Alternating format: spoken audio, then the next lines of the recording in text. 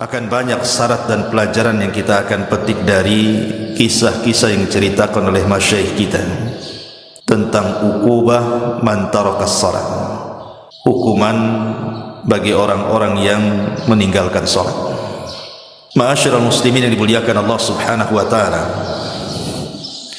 kisah ini kebanyakan berasal dari para pemandi jenazah. Pertama, seorang syekh bercerita tentang seorang gadis namanya Maria. Gadis ini sangat cantik, bahkan memiliki kulit yang sangat putih sekali. Akan tetapi kecantikan dan keputihannya memfitnah manusia. Semasa dia sekolah, mungkin setingkat aliyah, SMA mungkin di tempat kita, dia sudah terbiasa meninggalkan salat, sama sekali tidak mau melaksanakan salat, padahal orang tuanya terus membimbing anak ini untuk salat. Tapi Allah Subhanahu wa taala takdirkan memang terkadang anak itu menjadi fitnah bagi orang tuanya, sampai akhirnya dia masuk perguruan tinggi. Di semester pertama, kedua, ketiga pun tidak sadar juga. Bahkan celakanya dia banyak memfitnah kalangan laki-laki.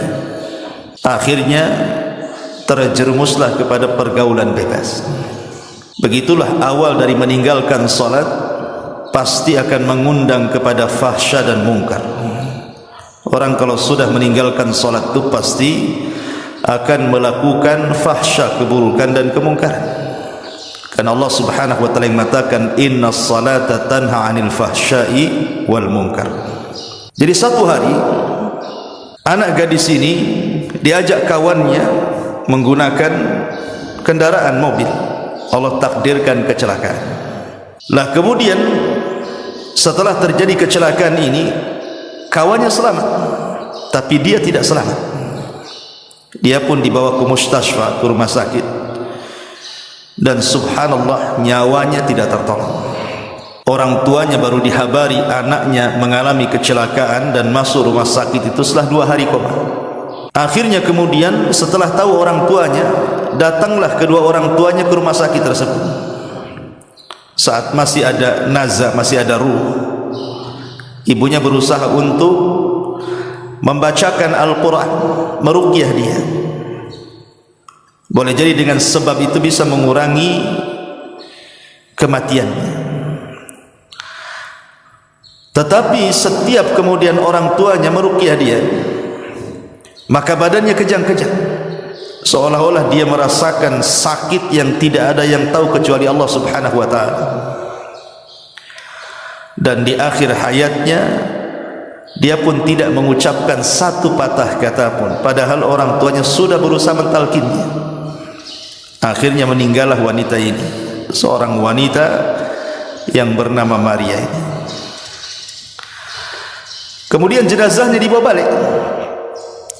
Akhirnya kemudian orang tuanya memanggil orang yang bisa atau biasa memandikan jenazah. Maka yang memandikan jenazah ini kemudian masuk ke tempat pemandian. Subhanallah, baru saja kemudian dia menyingkap kain yang menutup wajahnya itu, wajahnya berubah, yang tadinya cantik putih menjadi hitam kelap, seolah-olah terbakar.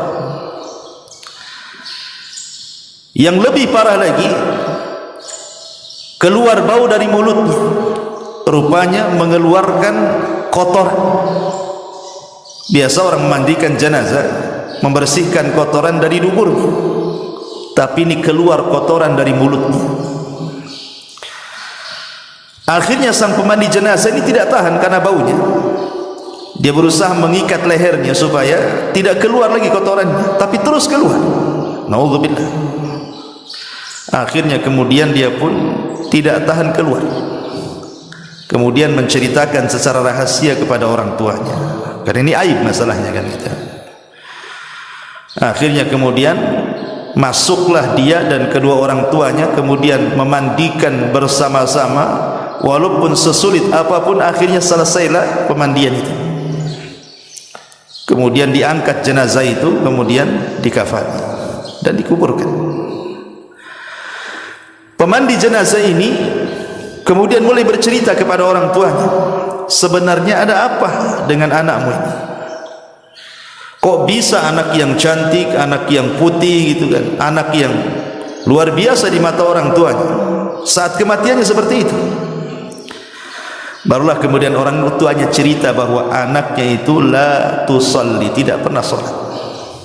Anaknya itu tidak pernah salat. Bagaimana Allah Subhanahu wa taala mengazab wanita yang tidak salat ini di dunia sebelum akhir. Dari sini menunjukkan bahwa pelajarannya adalah seputih apapun manusia, secantik apapun manusia, setampan apapun manusia, kalau tidak salat maka hitam hatinya. Tapi sehitam apapun manusia, selegam apapun manusia, kalau dia salat, dialah orang putih sebenarnya. Ini satu kisah. Kisah yang kedua masih dari seorang pemandi jenazah. Jadi satu hari ada anak muda meninggal. Kemudian kedua orang tuanya mencari pemandi jenazah. Dapatlah yang memandikan jenazah. Kondisinya sama dengan kisah yang pertama. Jadi ketika kemudian sang pemandi jenazah ini masuk ke ruang jenazah, ke ruang pemandian jenazah itu, dilihatnya badannya biasa-biasa saja. Maksudnya anak ini tampan, putih, tidak ada masalah. Maka sebagaimana biasa, seorang pemandi jenazah tentu menyediakan kapur baru, kemudian juga daun bidara, air dan yang semacamnya, sabun. Yang membuat kaget pemandi jenazah ini, saat disiramkan itu air yang bercampur daun bidara ke wajahnya itu, tiba-tiba berubah wajahnya. Subhanallah, wajahnya yang tadinya putih menjadi hitam kelam, seolah-olah terbakar. Akhirnya dia kaget. Apa yang salah dengan dia? Dia hanya menyiramkan air yang ada campuran bidara ke wajahnya, tiba-tiba seolah-olah menyiramkan air keras, langsung hitam wajahnya. Dia pun ketakutan. Akhirnya kemudian keluar dia. Kemudian dia bertanya kepada jamaah yang hadir di situ, siapa orang tua dari jenazah ini? Tidak ada yang mengaku. Dia berteriak lagi, man abu, siapa bapaknya? Tidak ada yang menjawab. Dia pun berteriak lagi, man abu, siapa bapaknya? Rupanya dari belakang orang-orang yang ramai itu mengatakan, ana abu, saya bapaknya. Kemudian dipanggillah bapaknya, suruh masuk ke ruang pemandian jenazah. Tidak mau. Kemudian dia mengatakan, tolong, itu anak. Akhirnya orang tua ini dipaksa untuk masuk ke pemandian jenazah. Masuk juga akhirnya. Kemudian dilihatnya anaknya yang tadinya putih, wajahnya menjadi hitam.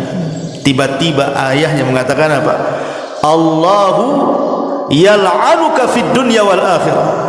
Allahu yal'anuka fid dunya wal akhirah. Allah sudah melaknat kamu di dunia dan di akhirat.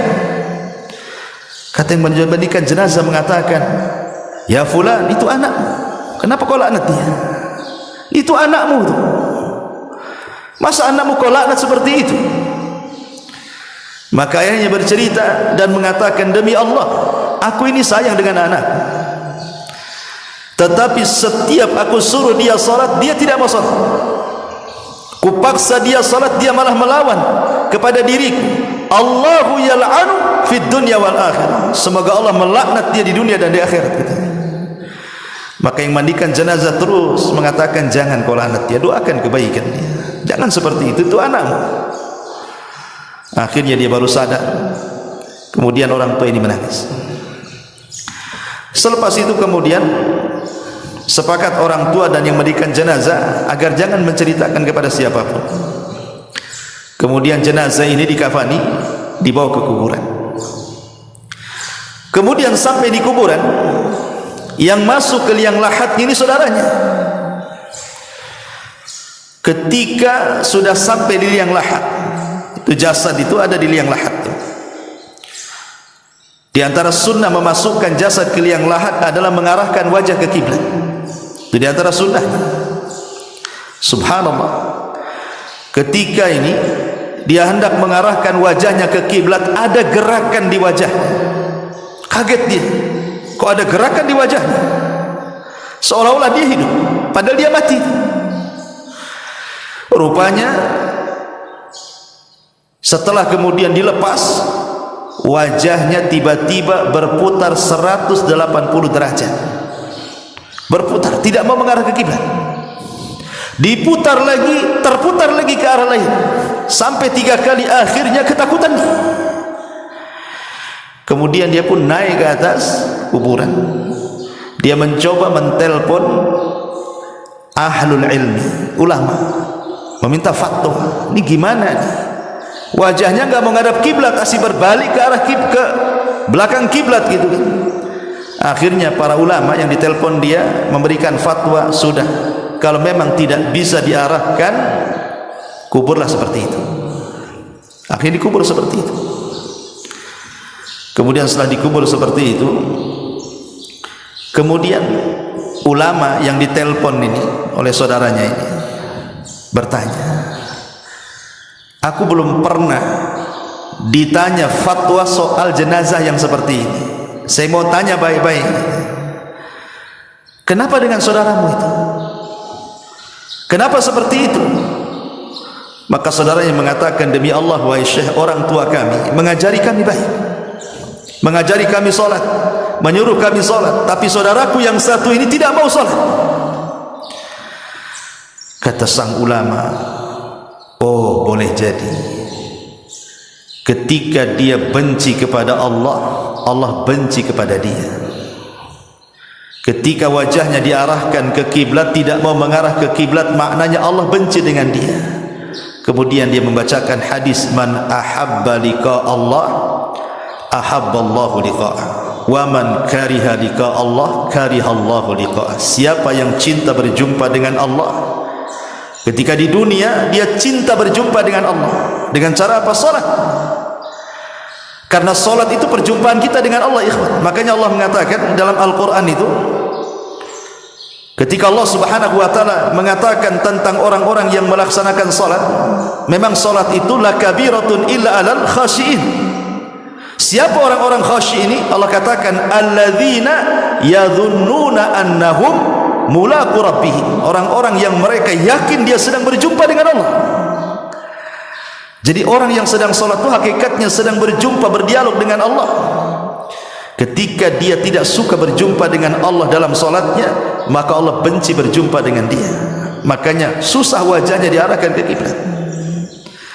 Ini kisah yang kedua, kisah tentang orang yang meninggalkan salat. Kisah yang ketiga, ada seorang yang bernama Karim dan Salim, kakak beradik itu, si Karim dan si Salim ini.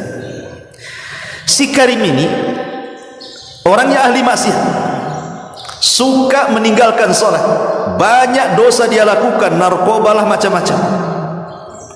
Si Salim pula adiknya, orangnya baik, taat beribadah kepada Allah subhanahu wa ta'ala, tidak pernah meninggalkan sholat, birrul walidain, dan luar biasa. Begitulah kadang-kadang dalam keluarga, ada yang baik, ada yang tidak baik. Itu ujian kan itu ya. Terkadang satu keturunan ayahnya baik, belum tentu anak-anaknya baik. Seperti si Karim dan si Salim ini. Lah akhirnya kemudian yang namanya si Salim ini adiknya, begitulah jiwa kalau sudah terbiasa baik, tentu melihat ketidakbaikan tidak akan suka. Itu fitrah itu, karena al-arwahu junudun mujannadah. Ruh itu biasanya tergabung dengan golongannya. Kalau dia orang baik, dia ingin kebaikan. Kalau dia orang jahat, pasti dia cenderung untuk melakukan kejahatan. Begitulah ruh. Jadi Salim ini tiap hari ngasih tahu si Karim, bapaknya, kakaknya, supaya sholat, meninggalkan narkoba, meninggalkan kejahatan, kezaliman, dan begitu seterusnya. Sampai pada waktunya Allah takdirkan si Karim ini kecelakaan juga, kemudian koma. Lah sang adik ini si Salim ini, karena dia orang soleh, dia ingin mendoakan kebaikan untuk kakaknya, karena kakaknya tahu tidak sholat. Maka ketika koma sudah hampir 1 minggu nih, si Salim ini datang ke rumah sakit, dia solat, dia berwudu, kemudian solat 2 rakaat, kemudian berdoa kepada Allah, minta supaya sang kakak si Karim ini disembuhkan. Subhanallah, doanya orang saleh mustajab. Akhirnya dengan pertolongan Allah Azza wa Jalla, Karim ini sembuh. Komanya, sadar dari komanya, kemudian sembuh. Setelah sembuh, subhanallah, terkadang ada orang-orang yang ditegur oleh Allah tidak sadar. Sebenarnya kalau dia paham kecelakaan itu kan Allah sedang menegur dia sebenarnya. Tapi ada orang-orang itu yang a'anzartahum am lam tunzirhum la yu'minun. Kau beri peringatan dia, kau tidak beri peringatan dia, tidak juga beriman. Ada orang-orang yang jenis kayak gini nih. Jadi setelah sembuh dari sakitnya si Karim ini, kemudian si Salim mengingatkan soal ujian dia. Harusnya kau sadar, kau ini sudah kecelakaan, mau koma, mau mati, sudah sembuh, tak mau juga sholat. Ada apa dengan kamu ini? Sampai pada waktunya, rupanya si Karim ini punya kawan maksiatnya, kecelakaan, meninggal. Akhirnya si Karim ini ketakutan dia. Sejak itulah kehidupannya tidak tenang, selalu dimimpikan dengan mimpi buruk. Sampai pada waktunya dia pernah bermimpi melihat kawannya yang sesama ahli maksiat itu sedang diazab Allah Subhanahu wa taala dalam mimpinya. Naudzubillah. Dari situlah kemudian dia tersadar. Akhirnya dia minta maaf kepada adiknya si Salim. Sejak itu dia tidak pernah meninggalkan sholat. Alhamdulillah dapat hidayah. Ini kisah ketiga. Kisah keempat, kisah ini dikisahkan seorang imam masjid. Jadi kisahnya begini. Jadi ada di lingkungan situ, di masyarakat situ, ada orang baru datang. Kebetulan mungkin dia membeli rumah di situ. Celakanya tetangganya pula tak sholat. Cuman kadang dia kan tidak tahu, dia datang ke desa itu membeli rumah, dia kan tidak melihat tetangga, beli saja dia. Lah orang ini orang soleh yang membeli rumah ini, tetangganya pula narun muqadah, ya, yang suka nyala-nyalakan api kemaksiatan itu. Jadi ketika dia sholat ke masjid, imamnya kan heran karena orang baru kan. Kata imam, kau dari mana? Dia mengatakan, saya dari desa ini itu, saya ke sini beli rumah di sini. Kata imam, celaka engkau katanya. Kenapa aku celaka? Celaka, kau punya tetangga narun muqadah katanya. Kau punya tetangga narun muqadah, orang yang suka menyala-nyalakan api maksiat. Lah kenapa dengan dia emangnya? Ya fulan, tetanggamu itu tidak pernah sholat selamanya katanya. Lihat, orang-orang sana itu kadang-kadang masalah-masalah seperti ini kan menjadi sebuah perbincangan gitu ya. Kalau kita punya tetangga gak sholat, mana pedulian tuh. Sholat gak sholat terserah dia lah kan gitu ya.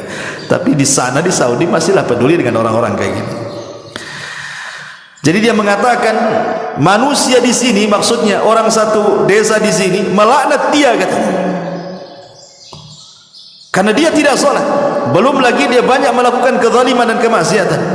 Itulah berawal dari tidak sholat, akhirnya melahirkan dosa-dosa yang lainnya.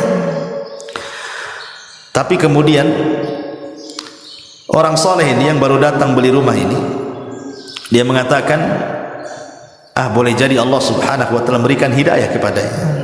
Pulang dia, karena baru 1 hari tinggal di situ. Ditengoknya tetangganya sedang duduk di depan rumahnya, di atabatil bab. Akhirnya dia pun mengucapkan salam, assalamualaikum katanya.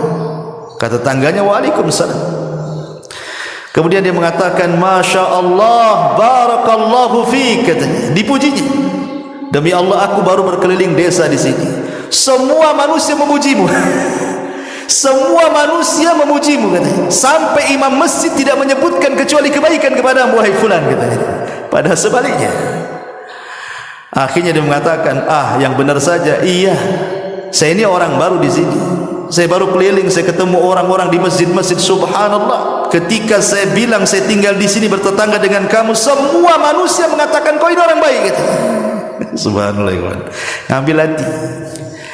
Akhirnya dia mengatakan, karena engkau adalah tetanggaku yang baik, boleh jadi aku bisa jadi contoh engkau. Bagaimana kalau nanti malam kau makan di rumahku?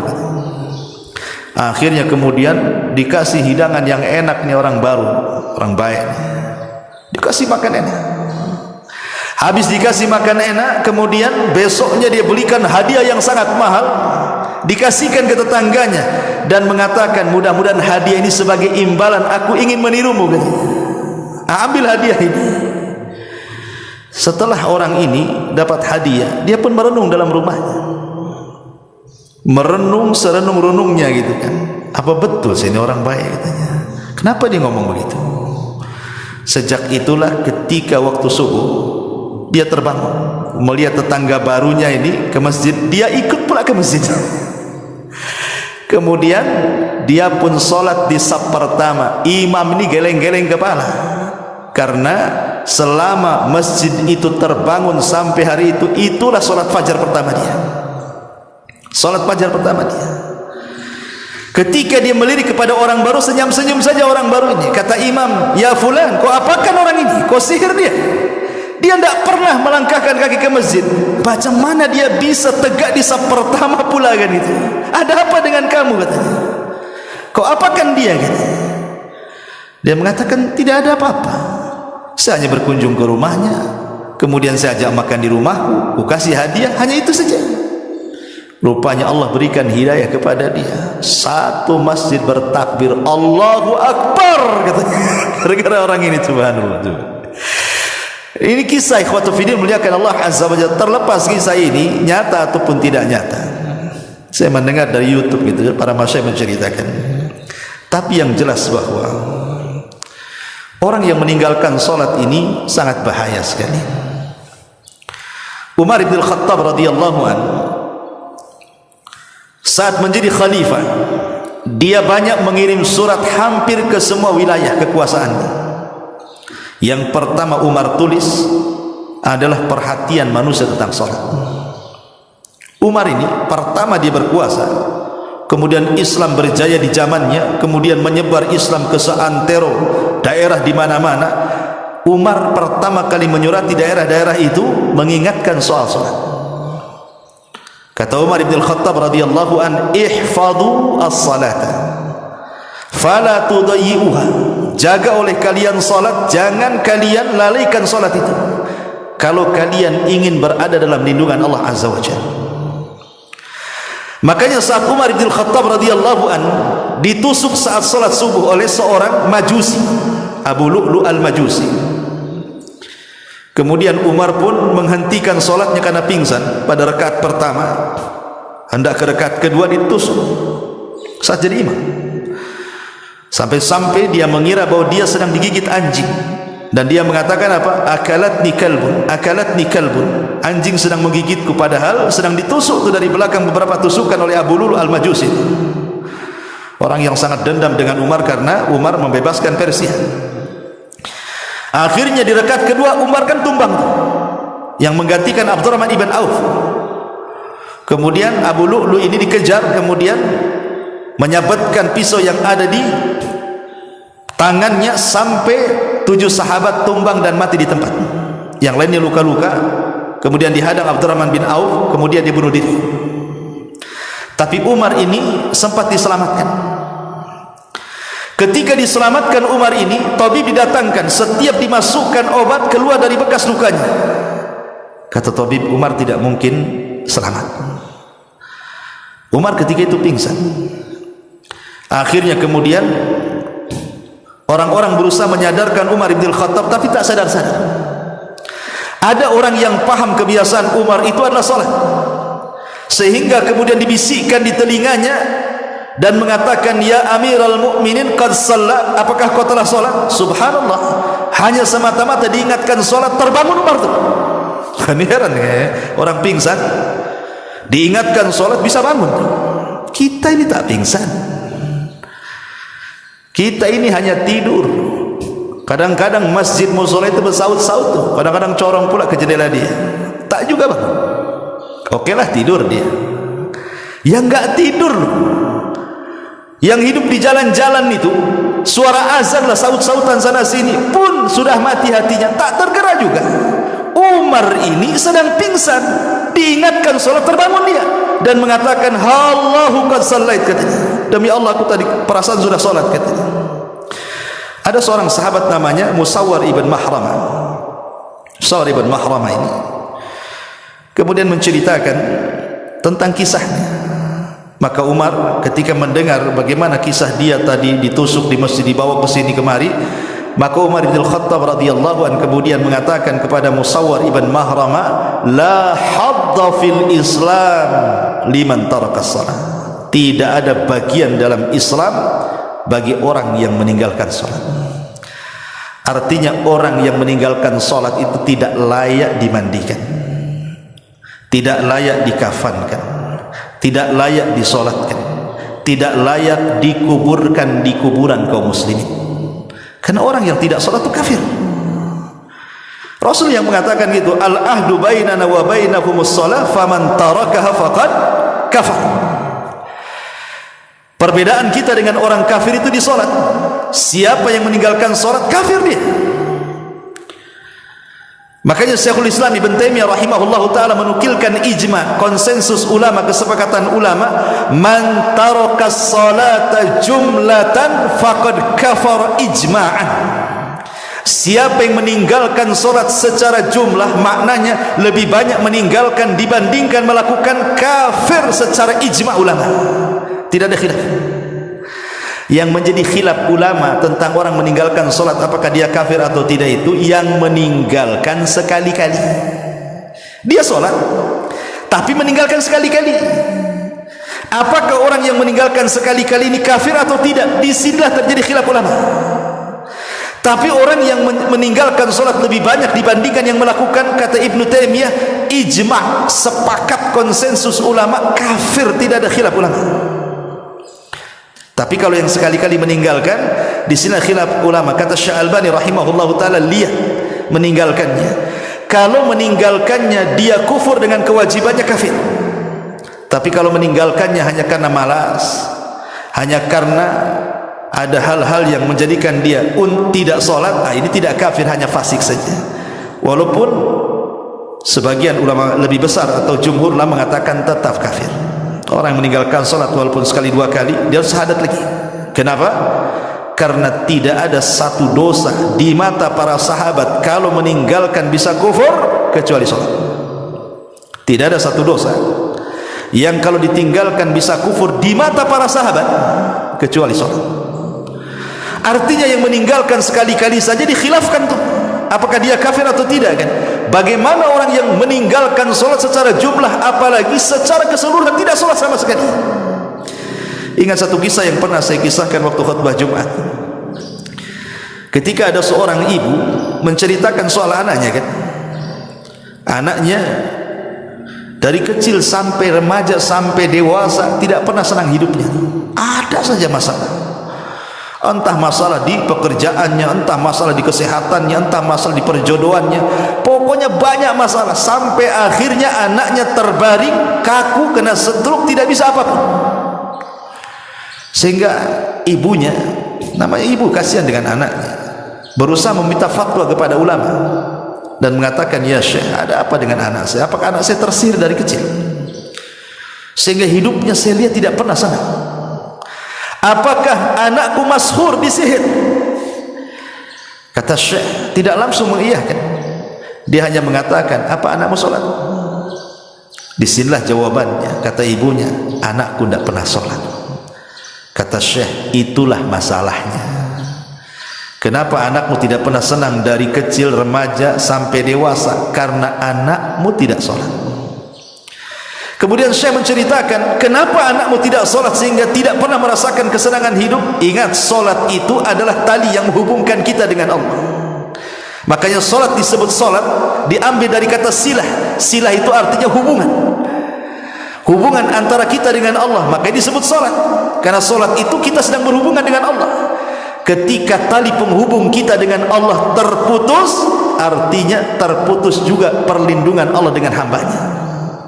Ketika perlindungan Allah terputus dengan hambanya, maka Allah akan menjauh darinya, tidak akan memberikan pertolongan kepadanya, tidak akan melindungi dia, dan Allah akan banyak menimpakan musibah kepadanya. Kemudian kata Syekh ini, coba bu bayangkan, kalau anakmu tidak sholat, kemudian dia terbangun di pagi hari, dia meninggalkan sholat subuh, berarti anakmu terbangun dalam kondisi dilaknat Allah dan dilaknat semua manusia. Kemudian duhur tidak sholat, dilaknat lagi siangnya. Kemudian asar tidak sholat, dilaknat lagi sorenya. Kemudian maghrib tidak sholat, dilaknat lagi maghribnya. Kemudian isya pula tidak sholat, dilaknat pula dia malamnya. Mulai dari terbangun dilaknat sampai dia tidur dilaknat. Macam mana anakmu akan mendapatkan rahmat sementara dia dilaknat 5 kali sehari oleh Allah Azza wa Jalla? Kalau ingin anakmu mendapatkan rahmat Allah, kasih sayang Allah, diberikan kesenangan dan ketenangan, suruh dia sholat. Itu jawaban Syekh. Subhanallah. Maka dari sini saya nasihatkan siapapun yang sampai hari ini meninggalkan sholat, ingat bahwa Allah Subhanahu wa ta'ala ketika berkisah ataupun bicara soal sholat di dalam Al-Quranul Karim, sholat itu sebuah kewajiban yang diwajibkan secara mutlak, beda dengan ibadah yang lain. Dia tidak bisa ditinggalkan dalam kondisi apapun. Dalam kondisi perang sekalipun tidak bisa ditinggalkan. Makanya ada istilah sholat khauf. Sampai-sampai Rasul mengatakan, kalau engkau bisa sholat berdiri, tidak bisa sholat berdiri duduk, tidak bisa sholat duduk berbaring. Sampai Syekh Ibn Thaymin rahimahullah ta'ala mengatakan, sampai pun dia terbaring tidak bisa bergerak, kalau akalnya masih sadar, diingatkan masih dia menangkap ingatan dia, maka dia wajib sholat. Dengan cara apa? Membayangkan. Kecuali kalau akalnya sudah hilang, nggak cerita, nggak ada cerita lagi. Tapi kalau akalnya masih bersarang di otaknya dan diingatkan dia masih ingat, sholat. Sampai seperti itu, karena sholat itu kewajiban mutlak masalahnya, tidak bisa ditinggalkan dalam kondisi apapun. Makanya saya heran, ada orang kerja di bengkel penuh dengan oli, kemudian diingatkan sholat. Kenapa kau tak sholat? Nggak bisa, kotor nih, banyak oli katanya. Emang oli najis kecuali kau kencing di celana? Iyalah kan itu. Bahkan ada petani-petani yang kotor badannya dengan tanah gitu, tidak mau sholat saja gara-gara kotor. Tanah tidak najis. Ya memang sebaiknya sholat itu bersih, tapi dalam kondisi anda tidak punya pakaian lagi, mau apa? Sholat. Sampai pun di kamar mandi sekalipun terkunci, kata Ibnu Taimiyah rahimahullah dalam Fatawa Al-Majmul, Fatawa dalam kitabnya, ketika di soal-soal orang yang masuk kamar mandi terkunci. Jadi antum masuk kamar mandi terkunci dari luar, tidak bisa keluar, nggak ada yang membuka. Pamannya antum masuk kamar mandi pagi sendirian di rumah, terkunci, mungkin baru ada yang membuka di sore hari, berarti lewat padanya zuhur dan asar. Bagaimana orang yang terkunci di kamar mandi? Kamar mandi kan tempat najis. Apakah kemudian dia harus menunggu orang yang membukanya sampai maghrib, ataukah dia sholat? Kata Ibnu Taimiyah, sholat di kamar mandi. Sholat di kamar mandi, karena dia meninggalkan 2 waktu nantinya, zuhur dan asar. Kenapa demikian? Karena meninggalkan kewajiban itu lebih berdosa dibandingkan melaksanakan yang diharamkan. Itu kaidahnya. Tarkul wajib asyad min irtikabil muharramat. Meninggalkan yang wajib itu lebih parah dosanya dibandingkan melakukan hal-hal yang diharamkan.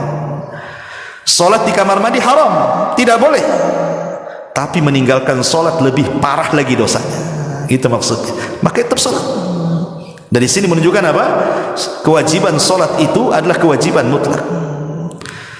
Bahkan Nabi SAW mengistilahkan salat itu kan tiangnya agama. Kalau antum sedang di rumah, tiba-tiba ada orang datang menghancurkan tiang-tiang rumah kita, kemudian rumah kita roboh, kira-kira apa yang antum ucapkan kepada orang itu? Antum bisa marah kan? Bisa emosi lah kan itu. Masa rumah dirobohkan?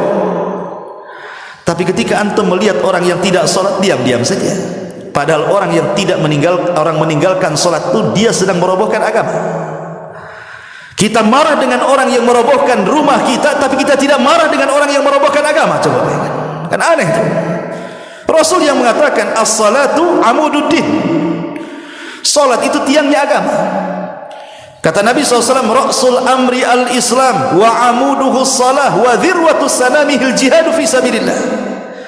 Pokok urusan hidup manusia itu Islam, tiangnya salat. Puncak dari amal soleh adalah jihad di jalan Allah Subhanahu wa ta'ala. Dan ingat, orang yang meninggalkan salat, Allah tidak akan melihatnya, Allah tidak akan bicara dengan dia, Allah tidak akan membersihkannya. Hilang cahaya di wajahnya, terputus dengan langit, tidak ada hubungan lagi dengan Allah Subhanahu wa ta'ala. Kalau dia mati, sekali lagi saya ulangi, tidak disolatkan, tidak dimandikan, tidak dikafankan, tidak dikuburkan di kuburan kaum muslimin. Bahkan kalaupun dia hidup, dia tidak boleh masuk Mekah dan Madinah karena dia dianggap najis. Tidak boleh orang meninggalkan salat masuk Mekah dan Madinah. Bahkan tidak halal penyembelihannya. Kalau dia menyembelih binatang, orang yang tidak salat tidak halal. Bagaimana orang kafir? Halal penyembelihannya. Tidak bisa seperti itu. Bahkan kalau kita melihat di permulaan dakwah Rasul, surat yang pertama turun apa? Iqra. Rasul disuruh belajar. Kemudian surat setelahnya Al-Mudaththir dan Al-Muzammil. Muzammil itu perintah salat, walaupun salat sunnah. Kemudian setelah itu turun surah Al-Fatihah. Lah dari sini menunjukkan bahwa kalau kita perhatikan dari surat-surat yang awal-awal turun saja, itu tekanannya kemana? Ke salat. Ya, karena turun surah Iqra, kemudian Mudaththir, kemudian Muzammil, kemudian surah Al-Fatihah turun. Karena dalam salat itu kan tidak bisa seseorang itu sah kecuali membaca surah Al-Fatihah. Kalau surat-surat yang lain itu boleh dibaca, boleh tidak, sunnah hukumnya, tapi Fatihah tidak bisa ditinggalkan. Makanya kenapa kemudian permasalahan salat ini permasalahan yang serius dalam Islam? Karena dialah yang menjadikan kejayaan Islam itu sendiri. Ingat Imam Mahdi kelak di akhir zaman, dalam hadis yang panjang sekali soal turunnya Isa bin Maryam. Ketika pasukan Dajjal itu mengepung pasukan Imam Mahdi di Bukit Tursina, pasukan Imam Mahdi dan kaum muslimin tidak sanggup melawan Dajjal, sehingga kepala kerbau lebih berharga dibandingkan uang dinar dan dirham, karena mereka kelaparan masalahnya. Sampai akhirnya pasukan Al-Mahdi mengatakan kepada Imam Mahdi, kalau kita tetap bertahan di bukit ini, kita akan mati sia-sia. Sebaiknya kita bertempur, hidup mulia atau mati syahid. Akhirnya mereka sepakat, menang kalah besok turun. Ketika di waktu subuh adzan dikumandangkan, tiba-tiba langit gelap. Kemudian dari langit ada cahaya, rupanya Isa bin Maryam turun diapit dua malaikat. Kemudian menemui kaum muslimin yang ada di bukit Tur. Ketika itu qomat mulai dikumandangkan. Kemudian Imam Mahdi mengatakan, taqaddam ya ruhallah, silahkan kau yang jadi imam wahai Isa. Tapi Isa menolaknya dan mengatakan, setiap kaum ada imamnya, kau saja. Akhirnya Imam Mahdi menjadi imam.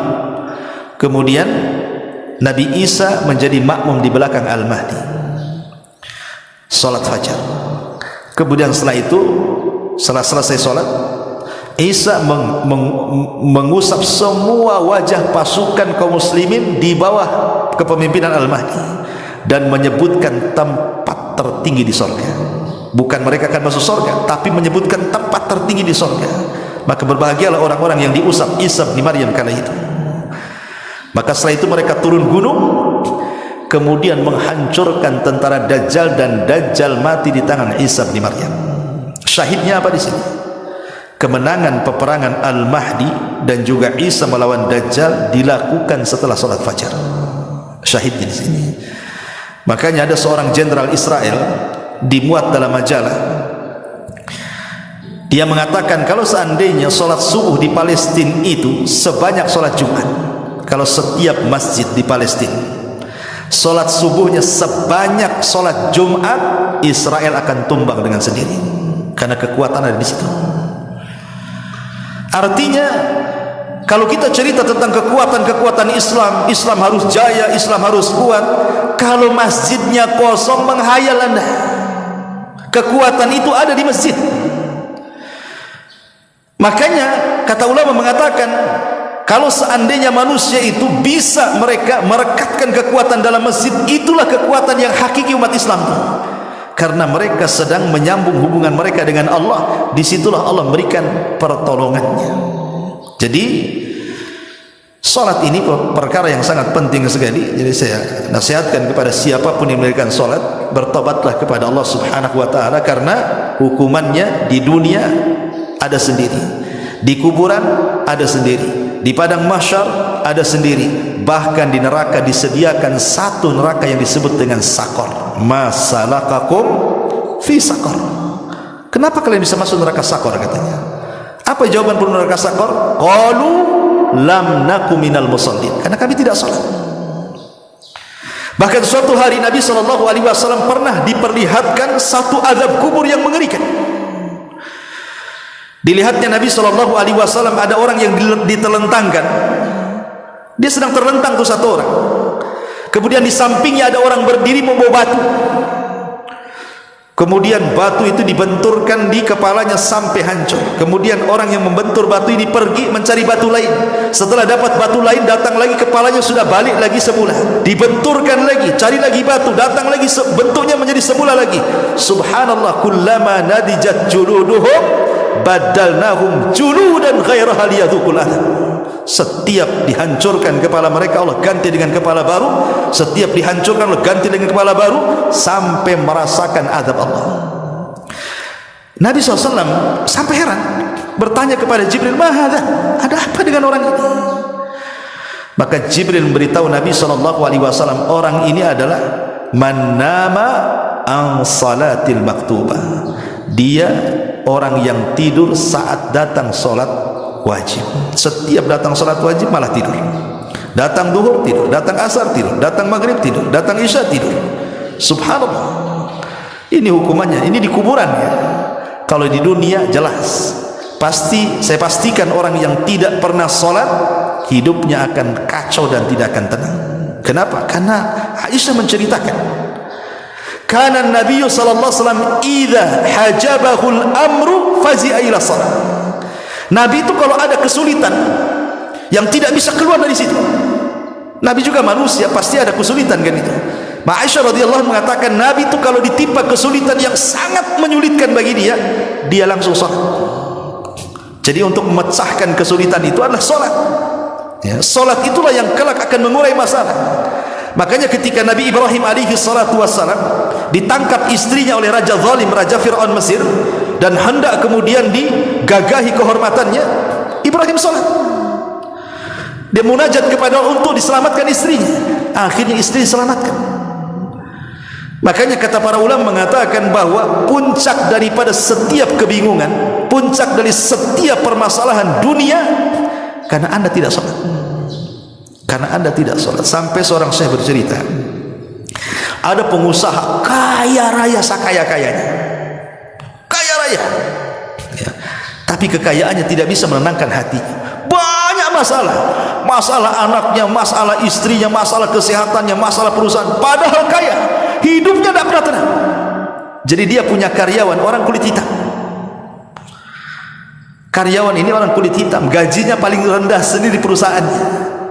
Di antara staf-stafnya dialah yang paling rendah sendiri penghasilannya, gajinya itu. Tapi dia pandang, dia pula yang paling enjoy kerjanya. Enggak ada beban, enggak ada keluhan, enggak ada apa-apa. Jadi pemilik perusahaan ini heran, memanggil orang berkulit hitam itu. Aku lihat kok tenang-tenang saja hidupmu, kok biasa saja, kok gaji paling kecil, tapi saya lihat paling banyak tertawa, paling banyak tersenyum, enggak ada beban bagi hidupmu. Apa rahasiamu katanya? Dia mengatakan, tidak ada apa-apa wahai Tuhan, saya hanya berusaha menjaga 5 waktu sholat. Itulah rahasia ketenanganku. Sejak itulah dia meniru orang yang berkulit hitam yang karyawannya itu. Subhanallah. Disitulah rahasia dibalik keajaiban sholat. Subhanakallah bihamdika asyhadu an la ilaha illa anta astaghfiruka wa atubu ilaik. Allahu ta'ala alam. Assalamualaikum warahmatullahi wabarakatuh.